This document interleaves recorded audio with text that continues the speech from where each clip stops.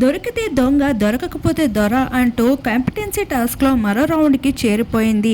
అయితే ఇప్పటికే పల్లవి ప్రశాంత్ శివాజీ వీరిద్దరూ 3వ స్థానంలోకి చేరుకొని ఒక స్టార్ని అయితే అందుకోవడం జరిగింది. ఇప్పుడు 2వ స్థాయి క్యాప్టెన్సీ టాస్క్ చేరుకోగా మొదటిలో ఉన్న రౌండ్స్లో ఉన్న కపుల్సే ఈసారి కూడా పాల్గొన్నారు. అయితే ఈసారి పల్లవి ప్రశాంత్ శివాజీ గెలవడం వలన మరో స్టార్ని దక్కించుకుంటారు. అలా వీళ్ళ దగ్గర అయితే 4 స్టార్స్ చేరుతాయి.